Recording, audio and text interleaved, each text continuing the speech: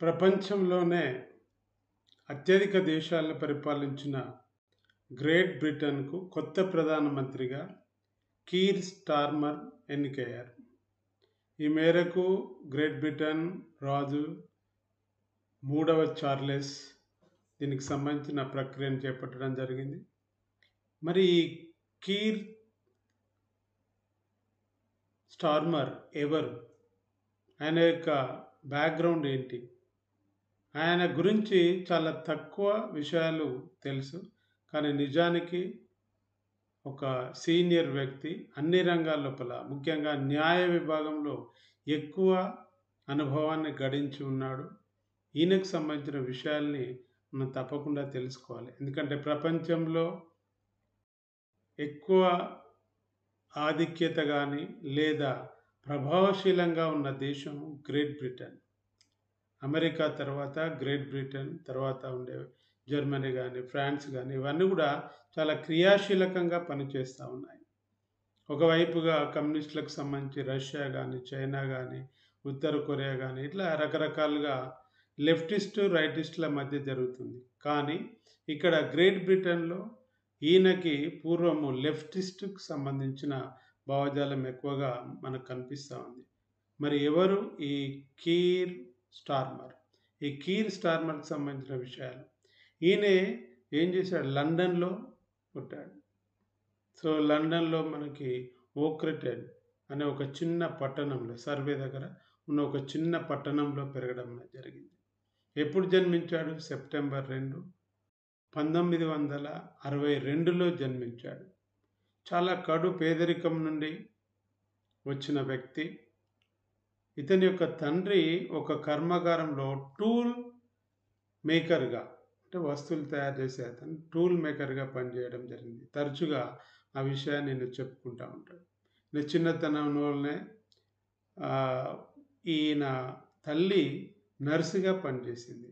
కానీ అనారోగ్య కారణాల రీత్యా ఇతను అనేక సమస్యల్ని, ఆటుపోట్లను ఎదుర్కోవడం జరిగింది బాల్యంలో.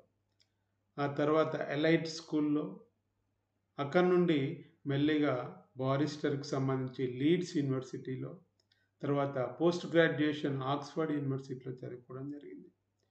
అంటే ఇతని యొక్క కుటుంబం నుంచి ఏం జరిగింది అంటే, మొట్టమొదటిసారిగా గ్రాడ్యుయేట్ అయిన వ్యక్తిగా కీర్ స్టార్మర్ పేరుగాంచాడు. అక్కడి నుండి తన యొక్క ప్రస్థానాన్ని కొనసాగించాడు. న్యాయవాద వృత్తిలో ప్రవేశించాడు. 1987లో మిడిల్ టెంపుల్ దానిలో ఒక బారిస్టర్గా నమోదు చేసుకుని అక్కడి నుండి ప్రయాణాన్ని కొనసాగించడం అనేది జరిగింది.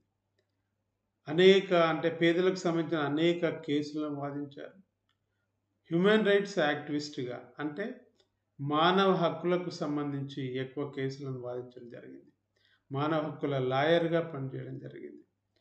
అనేక మంది మరణశిక్ష పడిన ఖైదీల తరపున వాదించడం జరిగింది.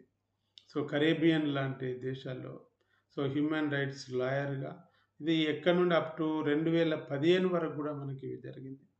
సో దాదాపుగా కొన్ని కేసెస్లో మనకి 431 మందికి పైగా, సో అట్లాంటి చాలామందిని కూడా సేవ్ చేసి ఉంటారు. ఆ మెల్లిమెల్లిగా తన యొక్క ప్రస్థానాన్ని కొనసాగించి తర్వాత ఉత్తర ఐర్లాండ్ పోలీసింగ్ బోర్డుకి సంబంధించి ఎన్నిక కావడం, డైరెక్టర్ ఆఫ్ పబ్లిక్ ప్రాసిక్యూషన్స్లో. ఆ తర్వాత 2002లో క్వీన్స్ కౌన్సిల్కి ఎన్నిక కావడం జరిగింది. తర్వాత 2003 నుంచి 2008 వరకు ఈ హ్యూమన్ రైట్స్ అడ్వైజర్గా, మనం చెప్పాక నార్థర్న్ ఐర్లాండ్ పోలీసింగ్ సంబంధించి బోర్డుకు సంబంధించి సేవలను అందించడం అనేది జరిగింది. ఇట్లాంటి అనేక కార్యక్రమాలను 2008 నాటికే ఒక జనరేషన్లో అత్యంత బ్రైటెస్ట్ లాయర్గా కీర్తి గడించాడు.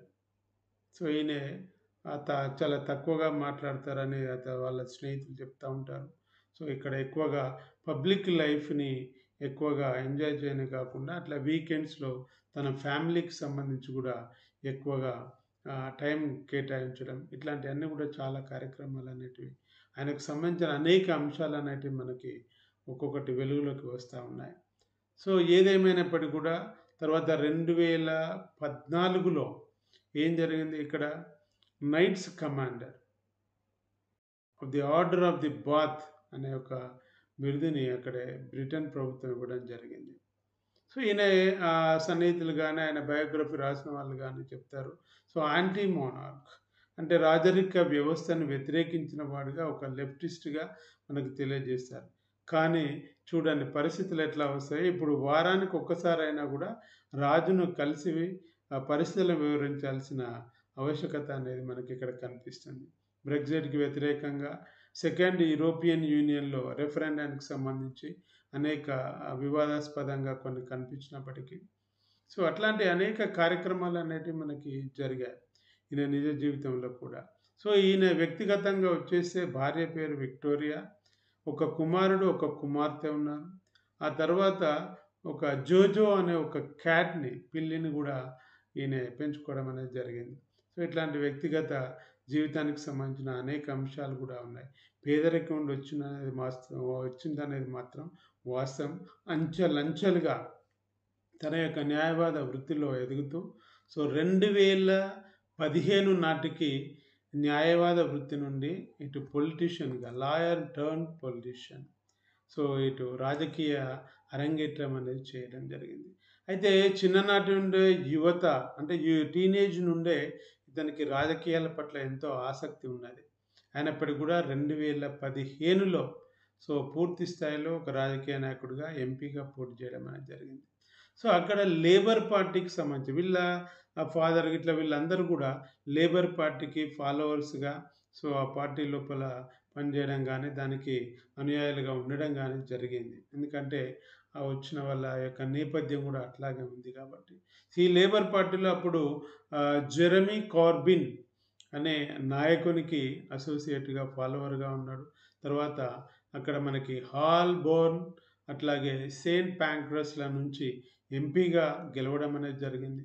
ఆ తర్వాత కాలంలో 2015లో ఎంపీగా అంటే గెలిచిన తర్వాత 2019 తర్వాత ఏం జరుగుతుంది, అక్కడ పెద్ద ఎత్తున కూడా ఒక వ్యతిరేకత అనేది పార్టీలో వస్తుంది. ఎందుకంటే చాలా సంవత్సరాల తర్వాత లేబర్ పార్టీ అత్యంత దయనీయ స్థితిలో అక్కడ ఓడిపోవడం అనేది జరుగుతుంది. సో దీన్ని ఆసరాగా చేసుకొని అప్పటి పరిస్థితులని ఇక్కడ ఈ జెరెమీ కార్బిన్ అనే అతను తన యొక్క అసమర్థతకి సంబంధించి ఒక రెబెలియన్‌గా మారి అక్కడి నుండి ఈ లేబర్ పార్టీని అధ్యక్షుని యొక్క బాధ్యతలను స్వీకరించడం అనేది జరిగింది. సో అంచెలంచెలుగా 9 సంవత్సరాల పాటు ప్రతిపక్ష నాయకుడిగా ఉండి, సో మెల్లిగా ఏం చేసిన పార్టీలో పట్టు సాధించిన తర్వాత సో ప్రైమ్ మినిస్టర్‌గా లేబర్ పార్టీని అధికారంలోకి తీసుకురావడం, పరిస్థితులు అనుకూలించడం, అదే సందర్భంలో ప్రైమ్ మినిస్టర్‌గా ఎన్నిక కావడం అనేది జరిగింది.